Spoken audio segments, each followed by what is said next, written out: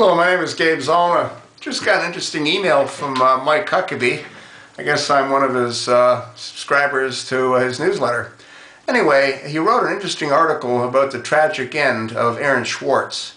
Now, if you don't know who he is, Aaron Swartz is a 26-year-old person that was very popular on YouTube, and he was also quite brilliant when it came to working with computers. He developed some unique software.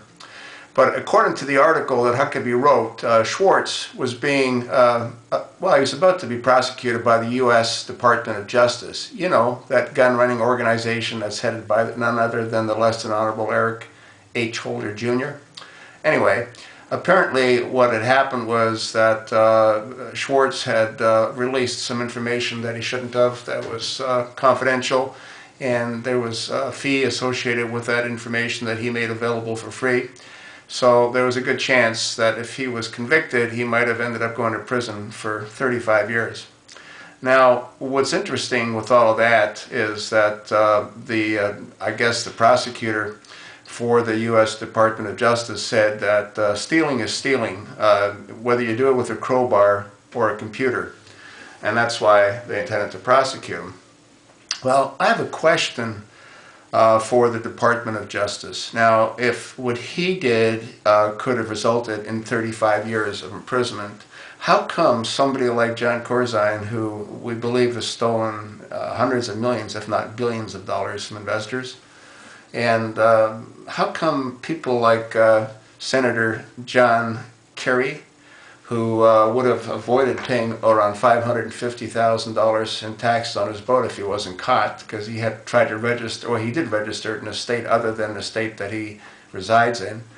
And how is it that somebody like Senator McClaskin, who tried to avoid paying $280,000 in taxes on one of her airplanes, on her airplane that she and her husband owned with some friends, and how come when she ended up using that airplane and charging taxpayers for the use of that airplane, she ended up writing a check for $88,000. So you got those two combined, that's what, $350,000 worth of potential fraud.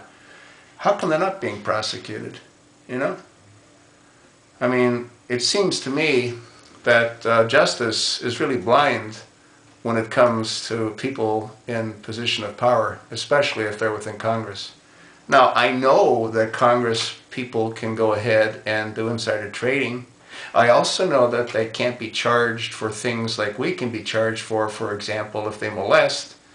But I didn't know that they could get away with all these other crimes. But obviously they can, because nothing's happened to any of them. Matter of fact, John Kerry is going to be the next senator to Secretary of State. Huh? Isn't that wonderful? Well, you know what's really sad?